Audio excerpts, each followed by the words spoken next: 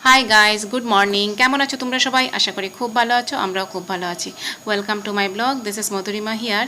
এখন বাজে সকাল 7:45। দেখো আমার মেয়ে রেডি হয়ে গেছে, যাচ্ছে স্কুলে। আজ ফার্স্ট ডে অফ স্কুল হচ্ছে, ফার্স্ট স্ট্যান্ডার্ডের ফার্স্ট ডে। তো দেখো রেডি হয়ে যাচ্ছে, এই গিয়েও লিফটে গেল, ওর পাপা ওকে ড্রপ করতে যাচ্ছে। ভীষণ খুশিও আর আমিও ভীষণ এক্সাইটেড, মানে first day of school and that too first standard, বড় স্কুলে যাচ্ছে। এদিকে দেখো আমি ফ্রুটস কেটে নিয়েছি, অলমোস্ট তরমুজটা বের করলাম, আপেল বের করলাম, তার সাথে বের করলাম আঙুর, আর বের করেছিলাম কমলা লেবু আর হচ্ছে শশা।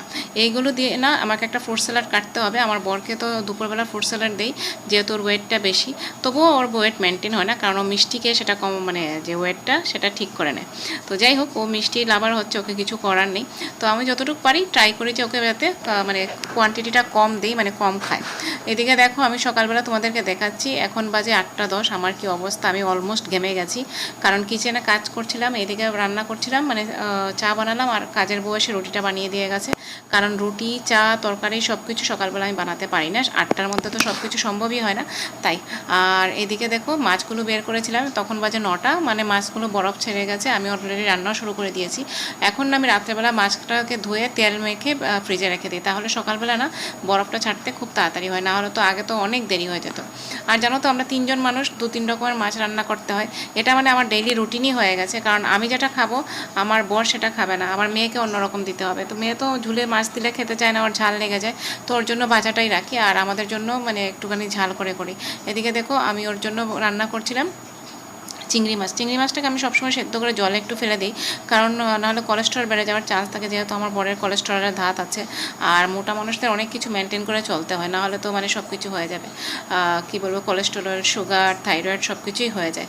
তো আমি মনে করি যে 35-এর পরে সবাইকে মেনটেন না রাখলে খুবই অসুবিধা। এখন তো 35 কি, এখন তো মানে 30 ইয়ার্সের মধ্যেও কতগুলো প্রবলেম হয়ে যাচ্ছে। তারপর দেখো আমার কি অবস্থা, মানে রাত্রেবেলা সব কিছুই মোটামুটি কেটে রেখেছি, কিন্তু অনেক দিন আমি দেখেছি যদি মশলাটা মানে সপ্তাহে একদিন করে রাখতে পারি না, তাহলে সব রান্নাগুলো ইজি হয়ে যায়। কিন্তু এখন স্যাটারডে সানডেতে সেটাও করার সময় পাই না, কারণ তোমরা তো জানো স্যাটারডে সানডেতে আমার মেয়েকে নিয়ে ওর নাচের স্কুল আছে, আবার স্কুলও থাকে, আবার আন্টির বাড়ি থাকে, সব কিছু তিনটা জায়গাতে যেতে হয়। তো সেজন্য মানে আমার সময় পাই না, কারণ এতবার ঘর থেকে বেরোলে কী করে আর কাজ হবে। এদিকে দেখো ফুলকপি আলুগুলোকে আমি না অনেক আগে কেটে নুন জলে ভিজিয়ে রেখেছিলাম। এটা না আমার অভ্যাস হয়ে গেছে, মানে সবজিগুলোকে নুন জল দিয়ে ধোয়া।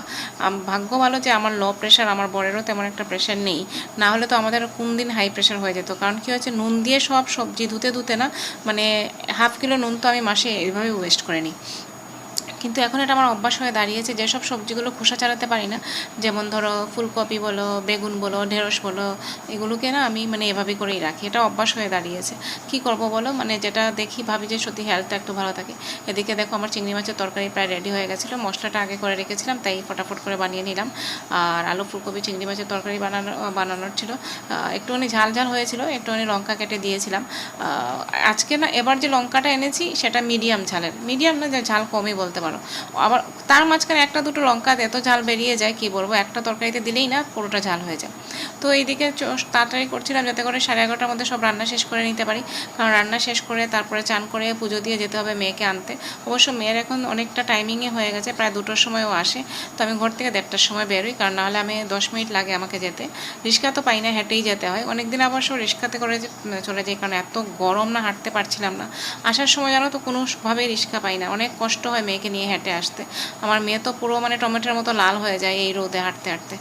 আমারও অনেক মানে মানে হয়ে যায়, টায়ার্ড হয়ে যায়, কিন্তু কি করব বলো, রিক্সা পাওয়া যায় না এখানে, আর এই জায়গা থেকে ওই জায়গাতে কেউ আসে না। আর এই দেখো একটা রেসিপি, সেটা তোমরা খাও কিনা জানি না, যখন আমি সাউথে ছিলাম না এই রেসিপিটা খুব বানানো হতো, আমি খুব ভালোবাসতাম। ওরা শস্য ফোড়ন দিত, এখানে আমি শস্য ফোড়ন দিইনি, কালো জিরা ফোড়ন দিয়েছি, কারণ আমার মেয়ে না শস্যটা খাবে না, আবার ওর মুখে লাগে। তো কালো জিরার সাথে কারি পাতা দিয়ে দিয়েছি, আর তার সাথে গাজর আলুর একটু তরকারি বানাবো। সাউথে গাজর, আলু, বিটরুট এই 3টে মিক্স করে বানায়, বিনস দেয়, ওরা আলু দেয় না, বিনস দেয়। আর যেহেতু আমরা বাঙালি সব কিছুতে একটু আলু দিই, তাই আমি একটু আলু দিয়ে দিয়েছিলাম। একটা ভাজা একটা সবজির মতো হবে। আমার বর তো জানো তো এসব সবজি জীবনেও মানে টাচ করে দেখে না, মানে খাবেও না, যে ভালো লাগলো কিনা দূরে থাক। আমি সবসময় এইসব সবজিগুলো বানাই, কারণ তোমরা তো জানো যে আমি আমার মেয়েকে এক বাটি সবজি প্রত্যেক দিনই খাওয়ানোর চেষ্টা করি, ও খেতেও চায়। কিন্তু এখন যখন আমার শরীর ভালো থাকে না, হয়তো মানে পিরিয়ডের টাইম চলছে কিংবা অ্যাসিডিটির প্রবলেম হচ্ছে বা অন্য কোনো কিছু হচ্ছে, তখন আর এসব করতে পারি না। তখন মানে মনে হয় দই ভাত আর একটু ডিম ভেজে দিয়ে দিলাম, মাছ ভেজে দিয়ে দিলাম, যেটা তাড়াতাড়ি হয় সেটা। তবে চেষ্টা করি ওকে একটু কিছু খাওয়ানোর। আর এখানে তো না ভালো রান্নার লোকও পাওয়া যায় না। মেয়ের জন্মের পরে 1 বছরের জন্য রেখেছিলাম, এখন তো আর রাখা সম্ভব না। আর দুজনের রান্নাতেই বলবো কি 6,000 টাকার মতো নেয়, তাই শুধু রুটি করে দিয়ে যায়। যাই হোক, তো আমাদের হয়ে যায়, 3 জনের ফ্যামিলিতে হয়ে যায় রান্না বান্না সব কিছু। আমি 11টা-12টার মধ্যে শেষ করে নিই। পুরো দিন আর কিচেনে থাকি না, রাত্রেবেলা তো কিচেনে থাকার প্রশ্নই ওঠে না। আর এইদিকে দেখো আমার মেয়ের ফার্স্ট ডে অফ স্কুল, সব বাচ্চারা এসে গেছে, ওদের প্যারেন্টসরা দিতে আসছে, মোস্টলি মারা দিতে আসছে। কিন্তু আমি আর যাইনি, কারণ আমি যদি ওইদিকে যাই না তো এইদিকে লেট হয়ে যাবে। আর দেখো আমার মেয়ে গেছে, গিয়ে না ও সব সময় কী করে লাস্টে গিয়ে বসবে। ওই দেখো আমার মেয়েকে দেখতে পাচ্ছ, ও দাঁড়িয়ে আছে, ওর পাপা ভিডিওটা নিচ্ছে, ও চলে যাচ্ছে লাস্টে, ও সামনে বসবে না।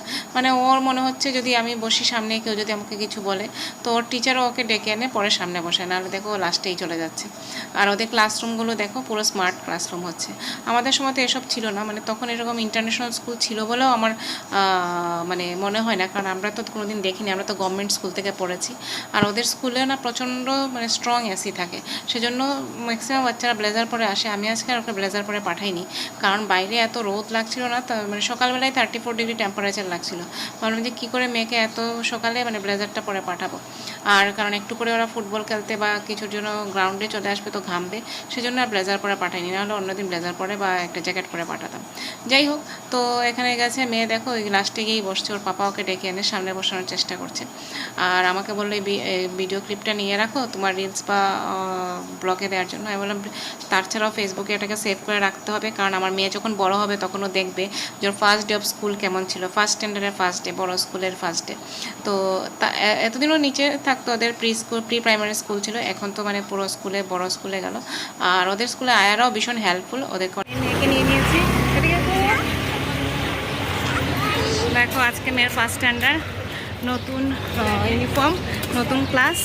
তোমরা সবাই আশীর্বাদ দেখো যাতে ও ভালো রেজাল্ট করে। চলো আসো আসো আসো। তো এখন যাচ্ছি ঘরে, রোদ এত কি বলবো, এখন বাজে 2টো, এখন ঘরে যাচ্ছি। আর তোমরা ব্লেসিংস করো যাতে ও খুব ভালো রেজাল্ট করে। দেখতে থাকো ব্লগটা। এদিকে দেখো আমি আর ওর ক্লাসমেটের এক মা আমরা কথা বলে যাচ্ছিলাম যে স্কুলটা কেমন, মানে এই স্কুলটা কেমন। এটা হচ্ছে সিবিএসসি অ্যাফিলিয়েটেড স্কুল, আর আরও অনেক স্কুল আছে, কিন্তু আমাদের বাড়ি থেকে একটু দূরে হয়ে যায়। তো বেশি দূরে হলে না আমার ওকে বাসে দেওয়ার নেই, একটু বড় না হলে বাসে দিতে আমার ভয় লাগে, যদি বাস থেকে পরে টরে যায় এরকম। তাই, কারণ আমার মেয়ে তো একটু উইক, ও এত তাড়াতাড়ি দৌড়তে পারে না, এত তাড়াতাড়ি সিঁড়ি বেয়ে উঠতে পারে না। প্রিটার্ম বেবিরা যেরকম হয় আর কি, একটু উইক হয়। তো ওর হাই গাইস, এখন বাজে সন্ধ্যা, এখন সকাল বলছি, এখন বাজে সন্ধ্যা, মানে রাত্র হয়ে গেছে, এখন বাজে রাত্র 9:15। তো আমি মেয়েকে টিউশন ক্লাস থেকে নিলাম, আজকে আর হাঁটিনি, ওয়াক করে নি, গেলাম একটু বাজারে। তো কী এনেছি বাজার থেকে দেখো, আমি বাজার থেকে নিয়ে এসেছি আজকে, কারণ মেয়েকে স্কুলে একটা ফ্রুটস দিতে হবে। তো ও বলছে বানানা, দেখো কত বড় বড় বানানা এনেছে, দেখো মানে কলাগুলো দেখো। আমাদের ওইখানে যেরকম কলা পাওয়া যায় না, আর এখানে কলাগুলো কত ডিফারেন্ট, দেখো কত বড় বড় কলা এনেছি। 4টে কলা এনেছি, আমি এখানে ঠাকুরের জন্য রাখলাম। আর তারপরে দেখো আজকে না ফুল দিয়ে যায়নি, সেজন্য আমি বললাম একটু ফুল নিয়ে আসি, ফুল নিয়ে এলাম। আর কি এনেছি তোমাদেরকে দেখাচ্ছি কিচেনে। আজকে আমি রাত্রেবেলায় গেছি তোমার সবজি আনতে, কারণ দিনের বেলা মেয়েকে নিয়ে চলে এসেছি আর সবজি আনা হয়নি। তো দেখো আমি কি সবজি আনতে গেছি। আজকে আমি সবজিতে কি এনেছি দেখো, তোমাদেরকে ক্যামেরাটা ব্যাক করে দেখাচ্ছি। আজকে আমি রাত্রে গিয়ে সবজি এনেছি, আর আমার মেয়ে দেখো এদিকে দেখে যাচ্ছে, ইউটিউব দেখে যাচ্ছে। দেখো আমি এনেছি একটা লাউ, জানো তো এই ছোট্ট লাউটার দাম 30 টাকা, কি বলবো তোমাকে বলো। আর অনেক দিন পর না একটা বেগুন এনেছি, দেখো কেন এনেছি বলো তো। বেগুনটা আমার না খুব বেগুন ভর্তা খেতে ইচ্ছে করছিল, মানে অনেক দিন হয়েছে বেগুন খাই না, 1 মাস কাশির জন্য খেতে পারিনি। তো বেগুন এনেছি, কালকে স্যালাডের জন্য এনেছি শসা, দুটো করে শসা এনেছি, কারণ না সব এত গরম না, সব সবজি শুকিয়ে যাচ্ছে। তো এখন যাচ্ছি, মেয়েকে দুধ নিয়েছি, মেয়ের দুধটা নিয়ে নেই, ওর জন্য নিয়েছি একটুখানি দুধ, এই যে ওভেন থেকে বের করলাম। এখন দেখো, এখন প্রায় 9টা বাজে, ওর জন্য নিয়েছে দুধ, এখন নাকি ও দুধ আর ব্রেড খাবে। তো ঠিক আছে, ওকে একটু দুধ ব্রেড খাইয়ে দিই, তারপর ওকে স্কুলের হোমওয়ার্ক করিয়ে আমরা ডিনার করব। তো চলো দেখতে থাকো। দেখো, তোমাদের সাথে শেয়ার করলাম আমার মেয়ের ফার্স্ট ডে অফ স্কুলের নিউ ইউনিফর্ম পরা কিছু ফটোগ্রাফ। তোমরা সবাই আশীর্বাদ করো যাতে আমার মেয়ে খুব ভালো রেজাল্ট করে, সুস্থ থাকে, ভালো বাচ্চা হয়ে বড় হতে পারে। তো আজকে এই পর্যন্তই, দেখা হবে নেক্সট ব্লগে। আর আমাকে ফেসবুক, ইউটিউব যেখান থেকেই দেখে থাকো ফলো করে থাকো, শেয়ার করে থাকো, লাইক করো, তোমাদের সাপোর্ট চাই। দেখা হবে নেক্সট ব্লগে। Tata, bye bye.